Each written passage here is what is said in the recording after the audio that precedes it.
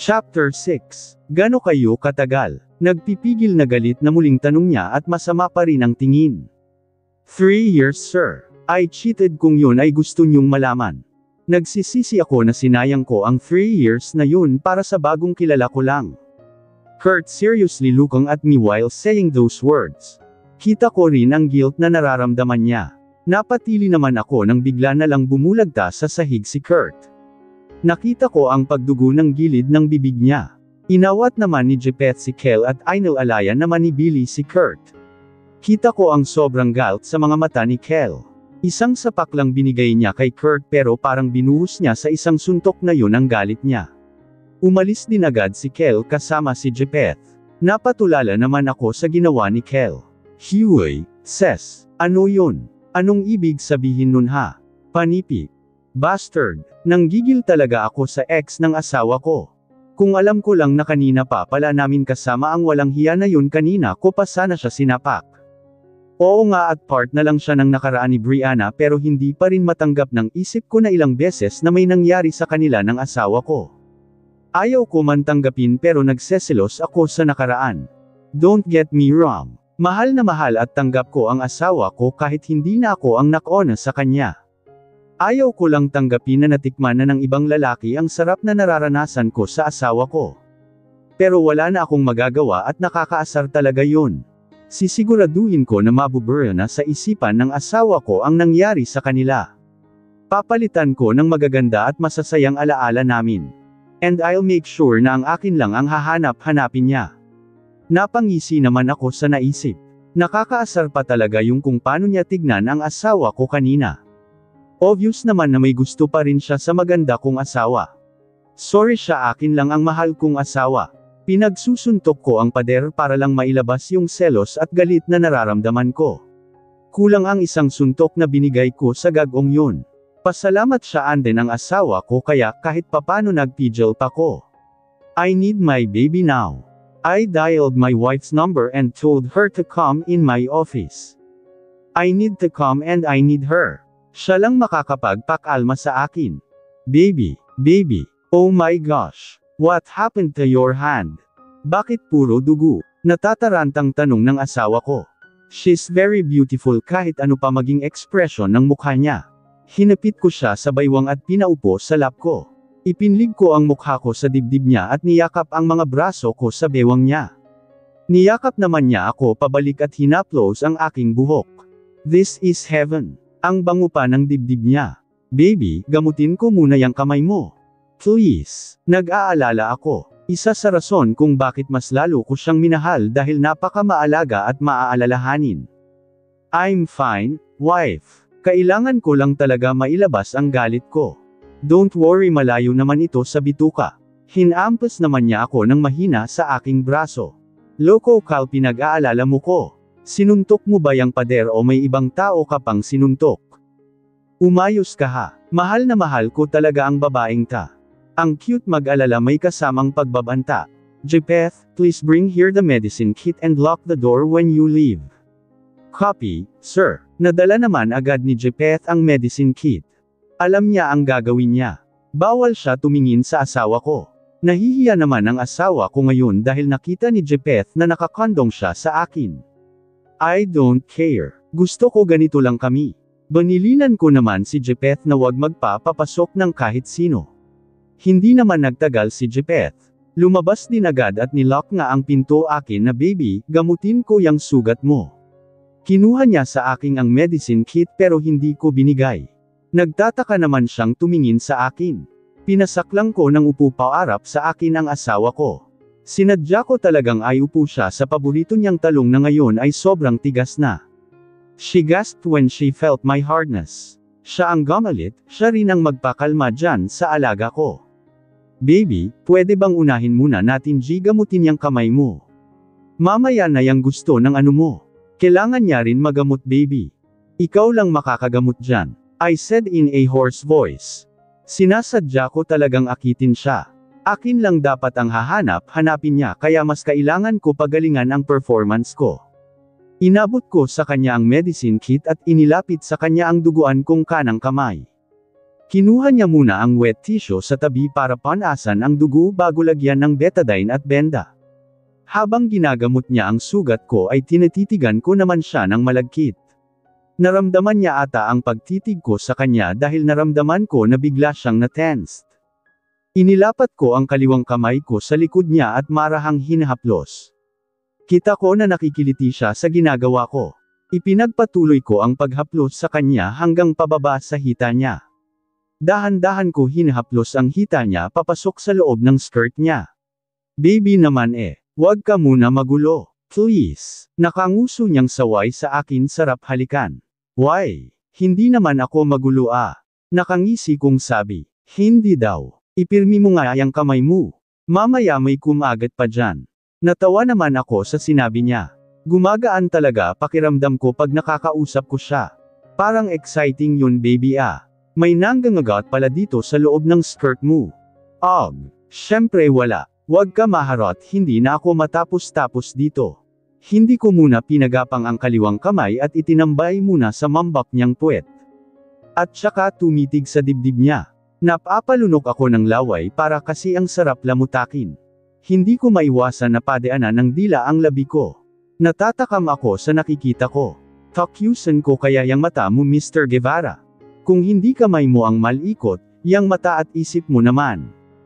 Tigilan mo paglipag sa akin dyan sa loob ng isip mo, grabe, galing bamasa ng isip. Paano naman niya nalaman na may nangyayari sa amin sa loob ng isip ko? Ganon na ba ako ka-obvious? Pinanangkita niya ako ng mata. Minsan talaga may pagka-Amazona tong asawa ko. Pero love ko yan. Grabe naman talaga sa akin ang misis ko. Parang ini-imagine ko lang naman yung sexy dance na ginawa mo sa akin Agad ko nang sinunggaban ang mga labi niya ng mainit na halik bago pa kumurahin ng asawa ko. Nadala naman siya sa halik ko at nakipagsabayan na rin sa akin.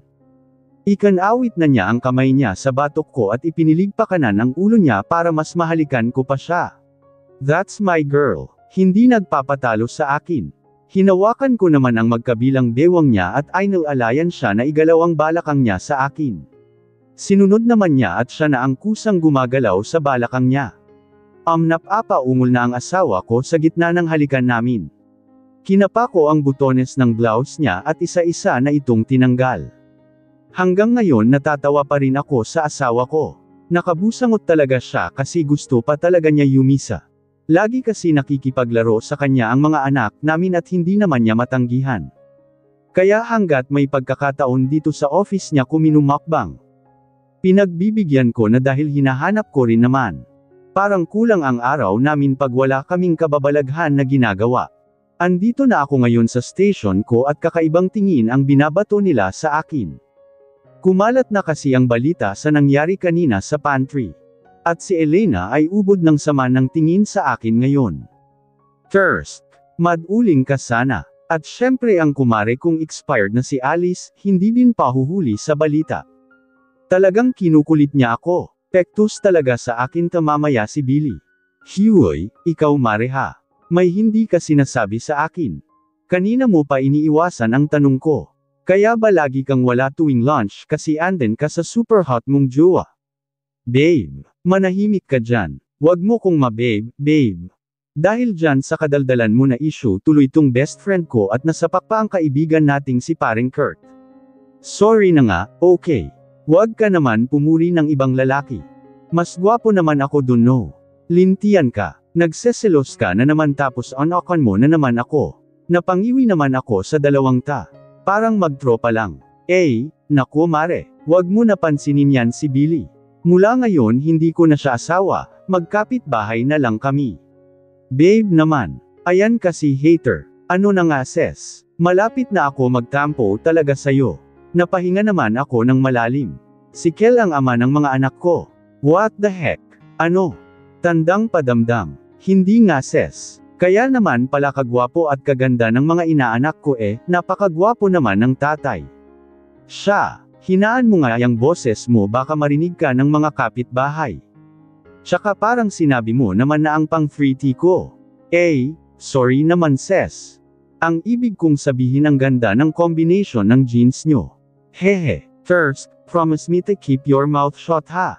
Lalo na yan sa asawa mo. Nako, makukurot ko talaga kayo.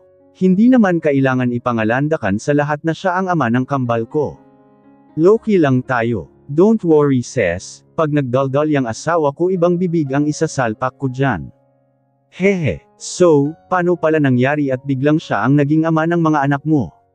Baka nag-anaan kami. Gagal seryoso nga, bukod sa nagjugyugan kayo. Eh di ba si Kurt ang boyfriend mo noon? Alam mo naman yung panloloko sa akin noon no Kurt di ba? Nung naghiwalay kami pumunta ako sa isang isla para makalimot kahit saglit at doon ko siya nakilala at ayun nga nabighani ang lolo mo sa kagandahan ko. Nanigurado talaga, inanakan agad ako. Kinuwento ko kay Alice lahat ng nangyari sa past namin. At nabanggit ko na rin nakasal na kami ni Kel at ang bruha halos maglupa sa sobrang kilig. Panigurado daw na masusundan na daw ang kambal. Pero ako, hindi ako sigurado dahil hindi naman talaga ako gumaling sa dati ko pang sakit. Talagang itinadhana lang siguro ni Lord na isilang ang kambal sa pamamagitan ko. At sobrang ipinagpapasalamat ko na yun. Hindi na rin naman ako nag-e-expect na masundan ng kambal pero kung loloobin ng Panginoon ay malugod ko pa rin tatanggapin. Mas lalong umugang ang bulong-bulungan ngayon tungkol sa akin dahil sa pangyayari sa pantry. Ngayon ay napangalanan na. Kabit ako ng CEO ng L.M. Electro World. Kaya naman daw pala palaging napupuri at approved ang proposals dahil kapalit daw ay ang katawan ko. Grabe talaga ang chismis, madaming dagdag. Of course, it's not true. My team, my seniors and Kel knows how I worked hard for our projects. Kung sino pa talaga ang walang alam, sila pa ang madami ang sinasabi. First, buti na lang maganda ako kaya hindi ako magpapaapekto sa mga paratang nila. Zay, hindi ka na ba nakontento kay Kurt at sa malaking isda ka naman kumabit ngayon? Kurt, anong alam niya sa amin ni Kurt? What do you mean, Elena? Nagtataka kong tanong. Si Alice, Billy, Jepeth at Kel lang ang nakakaalam na mag-ex kami ni Kurt. Nginisya niya ako at tinignan ng nakakainsulto. Nagmamang-maangan ka pa din. Ha, kaya hanggang ngayon ay hindi pa rin bumabalik ang kapatid ko, yun ay dahil sayo. Dahil ay sayo lumalaking walang ama ang pamangkin ko. Sa itsura mo ngayon halatang hindi mo maalala kung sino ang inagawan mo. Madami-dami na ba sila, ha? Pues, ipapaalala ko sayo. Inagawan mo lang naman ng asawa ang ate Elise ko. Ikaw ang dahilan kung bakit hanggang ngayon ay nawawala siya at ang anak niya. Anak ng, ako pa talaga ng agaw how come? Ah, so kapatid ka pala ng malentod na yon. No wonder. Wag mo insultuhin ng ganyan ang ate ko. Ikaw ang malandi. Halos mapatid na ang ugat niya sa leeg sa sobrang galit niya sa akin. Andito kami ngayon sa hagdan, sa fire exit kaya walang ibang tao dito. Walang makakarinig sa paglinaso niya. Paano mo naman nasabi? Grabe talaga yang ate Elise mo no. Ganyan talaga kwento sayo. Ako pa talaga yung nang-agaw ng boyfriend. Ha, ang lala pala talaga ng sakit niyo sa pag-iisip. Galing magbaliktad ng kwento. Hindi totoo yan. At walang sinabi si ate Elise sa akin na ganyan. May ibang nakapagsabi sa akin at narinig ko kay Kuya Kurt nung nalasing siya na ikaw pa rin ang mahal niya. Narinig yun ng ate ko kaya umalis siya kinabukasan kasama ang anak nila. Tanga ka naman pala, naniwala ka kaagad sa kwento ng iba ni hindi mo nga alam ang buong pangyayari.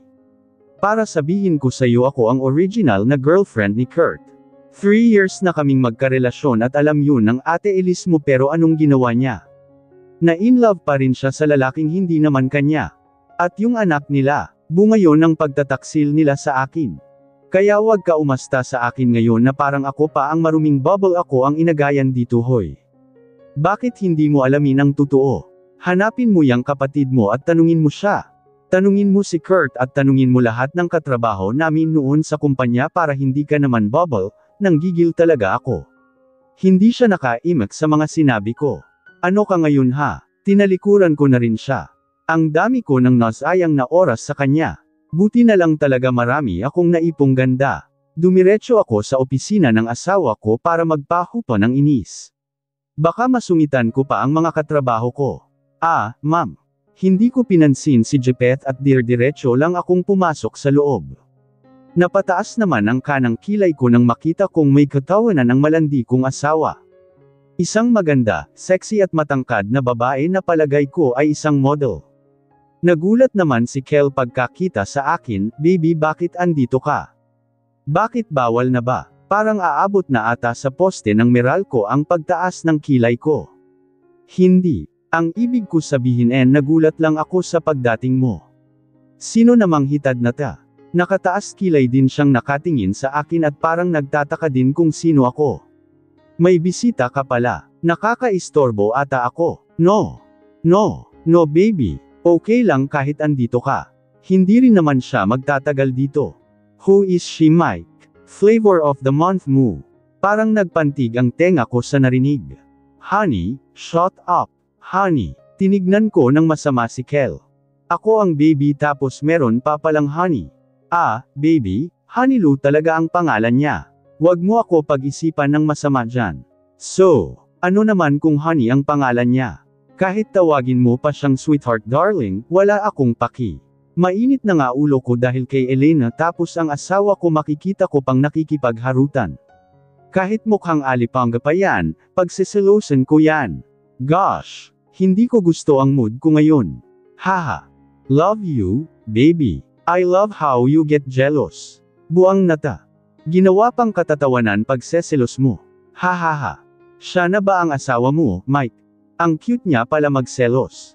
Isa pa ta. Bruha. "By the way, baby, she's my cousin." Inaasar ka lang niya kanina. Nahiya naman akong bigla sa inasal ko. Kasi naman ganyang kagandang babae na kasama ng asawa mo, hindi mo ba pagseselosan? Tandang pananong. "Hi, hipag, sorry, pinagtripan lang kita kanina." Hehe, effective naman dahil nagselos ka. Mukhang naka-jackpot sa'yo tong munyok kong pinsan. Hehe, hoy, grabe ka naman maka-describe sa'kin. Pero naka-jackpot talaga ako dyan sa misis ko. Hi, sorry din sa inasal ko kanina. Ang ganda-ganda mo naman kasi para kang manika. Napapakamutulo na lang ako sa hiya. I know right. Hehe, kidding. Yes, baby. Manika talaga yan. Shakadal or si Annabelle. Hahaha shut up Mike. Ikaw nga adik sa panty. Ha, pagtataka ko. Alam mo sis, hindi mo kailangan magselos sa akin o kahit kaninong magaganda. Napakaganda mo rin naman kaya't be confident enough. Kaya nga baliw na baliw sa'yo tong asawa mo Kahit nung nasa Canada at France pa kami ikaw lagi ang bukang bibig. Buong araw tulala kakaisip sa'yo. Hahanapin ka daw niya. Nag-blush naman ako sa sinabi niya. Kinilig naman ako sa asawa ko. Tama na nga yan, Honey Lou. Masyado keneng madaldal. Tsaka alam mo ba sis, lagi yang may daladalang dilaw panty na may design na Doraemon sa CR tapos maririnig ko na lang na umuungol. Hahaha, yung panty ko yun. Dahil sa pagmamadali ko noon na makalabas sa kwarto, hindi ko na nasuot ang panty ko dahil hindi ko talaga mahanap. Don't listen to her, baby. Nakatakas lang kasi talaga yan kanina sa mental hospital. Lumabas ka na nga honey. Di ba magkikita pa kayo ng supot mong boyfriend? Bye na. Hoy, hindi supot ang boyfriend ko no. Makaalis na nga. Selnis meeting you sister-in-law. Pagkataboy ni Kel sa pinsan niya ay agad din nitong nilock ang pinto. Makulat talaga ang pinsan ko na baby. Don't mind her. Saan mo naman nakuha ang panty ko? Nasaan na ang panty ko na yun? Sa ano? Sa ilalim ng unan ko. Sinadya ko talaga itago yun dun kasi akala ko hindi ka makakaalis agad kung wala kang masuot na panty. Kalokohan talaga ng lalaking ta. Hindi niya lang alam pakiramdam ng magpalakad-lakad ng walang panty. Asa na? It's always here in my drawer. Bakit naman andyan? Para pag namimiss kita, mabilis ko lang maaamoy. The punggol. After ko makipaglampungan sa Dax kong asawa na kolektor ng panty ko, naisipan ko na rin bumalik sa department namin. Habang naglalakad ako sa hallway ay narinig ko ang mga pinag-uusapan ng mga merits. Nakita mo yung napakaganda at sexy na babae kanina na dumating. Yun daw talaga ang girlfriend ni Sir Kel. Oo nga, grabe ang ganda niya at mukhang may class. Ang tangkad pa pang model ang height. Bagay na bagay sila. Napataas naman ang kilay ko sa pag-uusap nila. Walang ibang bagay sa asawa ko kundi ako lang. Hindi nila ako napansin dahil busy sila pag-usapan ng buhay ng iba. Malapit na talaga maubos ang pasensya ko ngayong araw. Gusto ko pa kumain ng apple mango na may asin at sili. Feeling ko mawawala ang inis ko pag nakakain ako nun. Masyado siguro akong maganda kaya napagkakamalan ang kabit ng ex-boyfriend ko pati ng sarili kong asawa. Asa naman ang hustisya doon? Samantalang ako ang legol pagkabalik ko sa station ko ay sinimulan ko na muli ang pag-aayos ng next project proposal namin. Keber na sa mga tingin nila sa aking may panghuhusga, yung parang naaawa sa akin. Akala mo naman kalilinis ng pagkatao. Yung member lang naman ng fans club ni Jen at Elena yung ganyan. Hindi ata nila matanggap na laging for revise ang proposal nila. Napakaganda nung girlfriend ni Sir Kelno. Parang diwata sa sobrang ganda. Walang panama yung ibang kabit lang dyan. Wala kasing napatol na iba sa kanya kaya nakiapid na lang. Ano pa nga ba? Wala na siguro natanggap sa kanya na matinong lalaki dahil naanakan na siya ng kung sino lang dyan. Sabay-sabay naman nagtawanan ang grupo ng mga malapit ng lumagpas sa langit dahil sa sobrang perfect. Sila din mukhang diwata. Hinga ng malalim. Pinili ko na kang muna magbingal-bingihan. May araw din kayo sa akin. Masama ang pakiramdam ko ngayon kaya mas pipiliin ko muna hindi sila patulan. Ipinagpatuloy ko lang ang ginagawa ko sa harap ng computer ko at hindi na pinansin pa ang mga impakta. Grabe Mare, tignan mo Ang tigas ng mukha parang wala lang talaga sa kanya. Nakukuha niya pa umakto na parang wala lang sa kanya. Hayaan mo pag pumunta ulit dito ang girlfriend ni Sir Kel, sabihin natin yung kakapalan ng mukha ng kabit na yan. Para matanggal na rin yan dito. Masamang impluwensya siya at nakakasira ng image ng kumpanya. Oo nga Mare, tama yan. First, daig pa ang mga bata. Very immature. Mas lalo ko ipinakita na wala ako pakialam sa mga sinasabi nila para atakihin na sila sa sobrang inis sa akin. Buwahahaha. Ilang sandali pa ay narinig ko na lang ang pagbukas pintuan. Hindi ko naman ito nilingan. Busy ako manood ng mukbang. Where's Cassandra? Oh, my. Mare, dalian dito ang girlfriend ni Sir Kel. Sabihin mo na sa kanya. Doon naman ako napaangat ng tingin sa pananggalingan ng boses. It was my cousin-in-law, Honey Lou. Agad naman hinarang ng mga couple si Honey Lou at mga feeling close. Hi, ma'am. Di ba ikaw ang girlfriend ni Sir Kel? Grabe, mas maganda ka pa pala sa malapitan. Oo nga ma'am. Wag na wag ka papayag na maagaw ang boyfriend mo ng kung sinong gold digger lang dyan. Panipi. Marami nang nakatingin sa kanila at tila may inaabangang mangyari. Napatingin din sina Alice, Billy at Kurt sa akin. Miski sila ay nagtataka kung sino si Honey Lou. Nginitian ko lang sila at nagkibot balikat. Hahaha, salamat sa pagpuri. Marami talaga nabibiktima ng kagandahan ko. Oo, maganda ako pero hindi ko boyfriend yung Maniokis niyong amo no. Ska may pinakasalan na yun at may 2 anak na sila. Ito ang boyfriend ko na sobrang gwapo. Hehe, sabi ni Honey Lou sabay yakap sa braso ng katabi niyang lalaki na gwapo rin naman talaga. Matangkad din parang asawa ko. Napasinghap naman ang iba sa narinig. Nagtataka at tila hindi naniniwala. Eddie don't. Isampal ko pa sa inyo PSA marriage certificate namin ni Kel Ha, hindi nga ma'am. Hindi ka talaga girlfriend ni Sir Kel at may asawa talaga siya. Haha, hindi nga. Magpinsang buo kaya Camille dinalaw ko lang siya dito kanina. May nakalimutan lang ako kaya ako bumalik. Anyway, andito ba si Cassandra? Yes ma'am, andun po siya. Agad naman ako hinanap ng mga mata ni Honey Lou. Nginitian ko naman siya. Lumapit siya sa akin at bumeso. Kinuhaan naman siya ni Hunter ng bakanteng upuan para tumabi sa akin si Honey Lou. Buti naabutan pa kita. Siya nga pala si Papa Hunter ko. Ang yummy niya diba? Pabulong na yung pagkakasabi niya sa huli. Natawa naman ako kaharotin niya. Hi! Nakangiti kong bati kay Hunter. Hindi siya nagsalita pero ngumiti din pabalik. Malapit na out mo diba sis? Sama ka naman samin. Samahan mo ko mamili ng para sa mga pamangkin ko sayo. Sige na please. Ikaw nakakaalam ng mga gusto nila Andito naman yung bodyguard ko, may taga-bitbit tayo. Hehe, gusto kita samahan pero magpapaalam muna ako sa asawa ko. Kita ko sa gilid ng mata ko na nakatingin karamihan sa amin.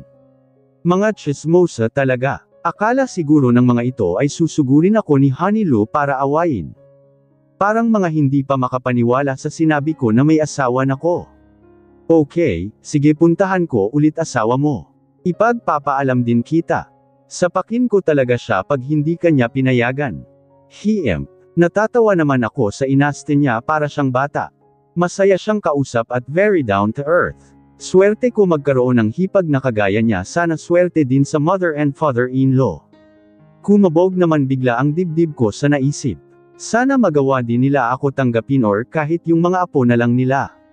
Okay, ikaw bahala. Alright, see you later sis. Hinayla naman niya agad si Hunter na nakatayo lang sa gilid. I think he really love Honey Lou, hindi lang talaga siya showy, nakabaligtaran naman ng girlfriend niya. Bagay sila. Grabe, Ses, ang bait ng hipag mo. Mahinang sabi ni Alice. Napatingin ako sa paligid at nakita ko ang mga mata nilang tila nagtatanong.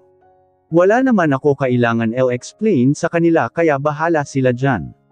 Isipin nila ang gusto nilang isipin sa akin basta ako ang gusto ngayon makakain ng apple mango na may asin at seal. She 3T. Naglalaway ako. Kayo din ba? Hehe. Pagka-out ko nga sa trabaho ay dumiretso kami sa Mall of Asia. Sasakyan na lang ni Kel ang ginamit naming 4. Ayaw kasi pumayag ng asawa ko na umalis ako na hindi siya kasama. Ayaw din naman pumayag ni Honey Lou na hindi kami magkasama sa sasakyan. Gusto niya daw ako makakwentuhan habang nasa biyahe. Ang driver na lang ni Kel ang maghahatid ng sasakyan ni Honey Lou sa bahay. Doon rin kasi sila magstay ng isang gabi para makabonding ang mga pamangkin niya. Nagpahanap talaga ako kay Kel ng apple mango sa grocery. Tinakot ko siya na kapag wala siyang nahanap ay sa magkahiwalay na kwarto na kami matutulog lagi. Natakot naman siya na mawawala yung pampatulog niya kaya bumili ng 2 box ng apple mango. Namili si Honey Lou ng maraming educational toys, mga damit at kung ano-ano pa. Sinabay na rin ni Kel ang ibang groceries namin. Kinaumagahan ay talaga namang for the team, bumangon ang person. Ang asawa ko hindi naman kasi ako ginigising niya. Hinahayaan niya lang ako matulog. Okay lang daw kahit hindi na ako pumasok. Sa totoo lang nakakatamad pumasok. Ang papanggit kasi ng mga katrabaho ko. Sheris, hoy, pasmado ang bibig. Siyempre papasok ako no kahit nahihilo ako. Andan yung gwapong mukha na gustong gusto ko lagi makita eh. Nauna na pumasok sa office ang asawa ko, may early meeting kasi siya. Pinahatid na lang niya ako sa driver pero ang gusto niya talaga ay wag na sana ako pumasok. Pero pag siya gustong gusto lagi pumapasok sa akin. Ano daw? Pagdating kon sa opisina ay may mga nagkukumpulan sa gidli. Kakalba ang ora ngayon dito. Parang may nangyari. Ses. Naku buti dumating kanal si Jen at ang mga alipors niya sinisanti kanina ng asawa mo. Bungad sa akin ni Alice. Bakit daw? Ano nangyari? Pinatawag ni Sir Kel si Jen at Alan at yung member ng fans club mo. Pagbalik nila lahat sila umiiyak. Lalo na si Jen, nagmamakaawa talaga siya kay Sir at sa mga seniors natin na wag sila itanggalin at hindi na daw mauulit. Naawa naman ako sa itsura ng mga Bruhilda ngayon. Oo, naging masama pag-trato nila sa akin pero hindi naman ako naghangad ng masama sa kanila lalo na ang mawalan sila ng hanap buhay. Pero siguro ito ang naging consequences sa mga ginawa nila. Nagpatawag ngayon ng meeting para sa lahat. Kasalukuyan kami andito ngayon sa meeting hall kasama ang lahat ng empleyado. Maya-maya pa ay pumasok si Kel kasama si Jepeth. Hindi na ako magpapaligoy-ligoy pa. Nabalitaan nyo na siguro ang nangyari kanina. Tinanggal ko ang ilang empleyado dito dahil sa pangbubuli kasama na ang pagpapakalat ng mali at malsosyong balita at pananakit ng kapwa. Hindi ko ito tolerate ang mga nangyari at gusto ko maging aral sa inyong lahat yun. Hindi ko lang sila basta tinanggal sa company ko, sinama ko sila sa blacklist sa mga ibang kumpanya para mahirapan sila mag-apply at hindi na nila magawa ang mga ginawa nila sa kumpanya ko. Kakasuhan ko din sila sa pag-leak ng sensitive information about sa products ng kumpanya. I have gathered all evidences including CCTV footages and conversations. I will make sure na rightful justice will be served. That's me. Wag nyo akong subukan. This will be my first and last warning to all. Go back to work now. Tulala ang lahat sa sinabi ni Kel. Grabe, nakakatakot pala magalit ang asawa ko. Ngayon ko lang nakita ang side niya na yan. Lumabas din agad si Kel kasama si Jepheth. Habang tulala kami ay nagplay sa harapan ng isang video na kuha ng CCTV. It was me and Jen. Ito yung nagsabunutan kami sa restroom. May audio ang CCTV footage na yun kaya narinig kung anong pinagsasabi sa akin ni Jen na taliwas naman sa sinabi nito sa HR head namin. Nagulat ang lahat sa mga napanood. Ngayon alam na nila kung sino talaga ang totoong masagwa ang ugali sa aming dalawa. Hindi ako natutuwa sa nangyari sa kanila pero deserve nila yun. Pero mas nagulat ang lahat ng bumpkas muli ang pintuan. Bumalik si Kel na may napakaseryosong mukha. Hindi siya bumalik sa harap ng stage kundi pumunta siya sa likuran ko. And one more thing. This beautiful woman in front of me is my wife. Mrs. Brianna Cassandra Guevara. Hindi ko siya kabit. She's my legal wife. So, don't you dare mess up with her again. Ako ang makakalaban nyo, sabi ni Kel at kinuha ang kanang kamay ko para holding hands. Let's go, baby. Pag-aya sa akin ni Kel. Inalalayan naman niya ako tumayo. I'm so happy knowing na he's proud that I'm his wife at pinagtanggol niya ako. Mas lalo tuloy ako na in love sa mister ko. Dahil pinakilig mo ako, may BJ ka sa akin mamaya. Buko juice, di pagdating sa office ni Kel ay tinanong ko siya kung gusto ba niya magkape. Mukhang ba stress siya eh. Nakasandal siya sa swivel chair at nakatingala habang nakapikit. Pilya mode on baby, what do you want? Juice, coffee or me? Kita ko naman ang pagngisi niya. Ayan na. Yang kamay mo Leo Michael ha. Kung saan-saan nakakarating. Matulog na tayo. Hindi ko pinansin ang sinabi ng asawa ko basta patuloy lang ako sa paghipo sa kasalanan niya habang hinahalikan siya sa balikat. Miss na miss ko na siya eh. Ilang araw na niya ako pinagdadayet. Kahit make out ay ayaw niya. Puro smack kiss lang ang nagagawa ko sa kanya. Hindi ko alam kung ano gagawin ko. It's frustrating dahil ayaw ako pagbigyan ng asawa ko makaisa. Minsan nga nadedemoyo na ang isip ko at parang gusto ko na lang siya igapos sa kama at ako nang bahala. Pero hindi pwede dahil may pagka-Amazona ang asawa ko. Haste, tinamaan ka nga naman ng tigang. Kahit isa lang please, baby. Pagbigyan mo na ako kahit isa lang talaga. At kailan pa nangyari na yumisa ka lang talaga? Remember, scammer ka. So, no. Matulog ka na dyan kung ayaw mo naman edi tawagin mo na si Mariang Palad. Good night hubby, wet dreams. Haste, walang puso. Halos isang linggo na niya ako ayaw pagbigyan pero kung manamit dito sa bahay halos maghubad na sa harapan ko. Palakad-lakad sa harap ko nang nakatapis lang na manipis na tuwalya tapos tutuwad para maglotion. Magsusuot ng maluluwag na damit at walang bra tapos payuko-yuko sa harap ko kaya nakikita ko ang nakakatakam niyang dibdib, ang pampatulog ko na pati yun ay pinagkakait niya sa akin. Alam naman niya na sanay na ko matulog na nakasubo yun sa bibig ko. Magsusuot pa ng napakaiksing short na kita na ang pisngi ng puwet niya na kay sarap pisilin. Minsan pa nga ay nakasuot siya ng flowy na dress ng bahagyang hamangin nakita ko na tibak lang ang suot niya. Tapos pag tinatangka ko siyang halikan at yakapin, amlawas siya at tinutulak ako. Nakakaiyak. Nasaan ang hustisya dun? Ang sakit niya sa puson. Imagine my face na mukhang nalugi at natalo sa laban. Pinaparusahan ako ng langit. Grabe namang torture ta. Huhuho. Tuluyan na ako tinulugan ng asawa ko. Bakat na bakat ang utong niya sa manipis niyang 90s na kulay asul tapos ayaw naman ipahawak sa akin at ipasubol hindi ko alam kung ano ba talaga ang problema niya o kung may kasalanan ba ako. Bigla-bigla nag-iiba ang mood niya at paparusahan sa kasalanang hindi ko alam kung ano. Haste, pasalamat ka talaga at mahal kita. Sayamot na nararamdaman ko naisipan ko na lang lumabas at pumunta sa isang malapit na bar para uminom.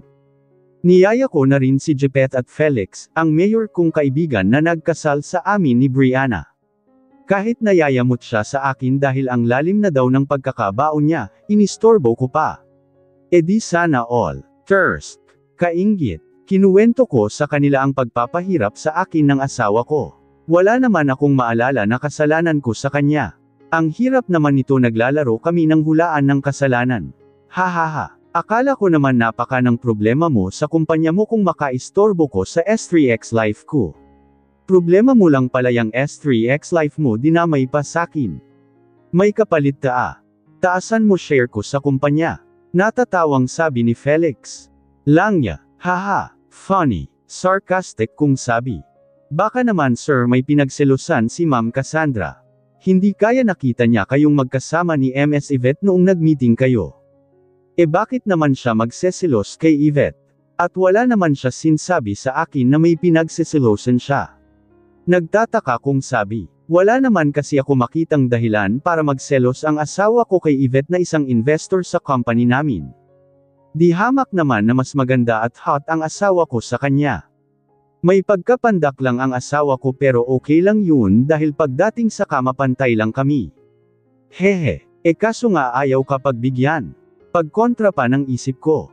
Ang mga babae talaga ang hirap basahin pero madaling mabasa. Basta alam nyo na yun. Tanungin mo na lang sir. Mas okay na yung mag-open up ka sa kanya. Sabihin mo sa kanya kung ano nararamdaman mo sa ginagawa niyang torture sa'yo. Si Jepeth, tama yan pero duda ako dyan pre. Panong duda? Tanong ko, base sa mga naging karanasan ko, the more na tinanong mo sila kung bakit o anong problema nila at nagkakaganyan sila, lalo lang sila magagalit sa'yo. Bakit? Dahil sa araw-araw na magkasama at magkausap kayo, lalo na kayo ni Brianna na magkasama na sa bahay ay dapat kabisado mo na siya. Dapat alam mo na ang ayaw at gusto nila. Dapat marunong kang bumasa ng kinikilos nila. Pag sinabi nilang ayaw nila or hindi pwede ay kabaligtaran yun ng totoong gusto nila. Gusto lang nilang makita kung mag-e-effort ka na suyuan sila or pilitin sila. Kaya siya nalinis ay dahil hanggang ngayon hindi mo pa rin alam kung ano ang gusto niya. Panipik. Mahabang paliwang ni Felix. Sumakit ang ulo ko bigla dahil sa sinabi niya dagdag mo pa ang iniinom kong alak. Ganon ba talaga yun? Ano nga ba talaga ang totoong gusto ng asawa ko? Mukhang matinding suyo at panliligaw talaga ang dapat kong gawin sa asawa ko. Oo nga, ayun yun. Dapat ko siya ligawan. Hindi ko kasi siya niligawan noon dahil kakakilala pa lang namin ay inangkin ko na agad siya. At sa pagbabalik ko, puwersa ko na agad siya na pakasalan ako sa unang araw pa lang ng pagkikita namin. Marami-rami na rin kaming nainom. Habang nag-iinuman kami ay may pamilyar na mukha akong nakita. Saan nga ba? Lumapit ito kay Jepeth at tinawag siyang kuya. May kapatid pala siya. Ang alam ko kasi matagal na siyang independent at hindi na nauwi sa mama niya. Matagal nang wala ang papa niya at ang mama niya naman, ang alam ko ay nakapag-asawa ulit pero foreigner na may kaya naman sa buhay. Pero hindi ko alam na nagkaroon pa siya ng kapatid. What are you doing here? Dinig kong sabi ni Jepeth. Iniisip ko pa din kung saan ko nga ba siya nakita. Sa personal ba o sa picture? Nagkayayaan lang ang barkada. Nakita kita kaya nilapitan na kita. May mga kasama ka pala. Yeah, siya si Mayor Felix at si Sir Kel, ang boss ko. Nice to meet you po mga sir. I'm Rain Jasper. First, feeling ko ang tanda ko na sa pagsabi niya ng po. Ilang taon na bata?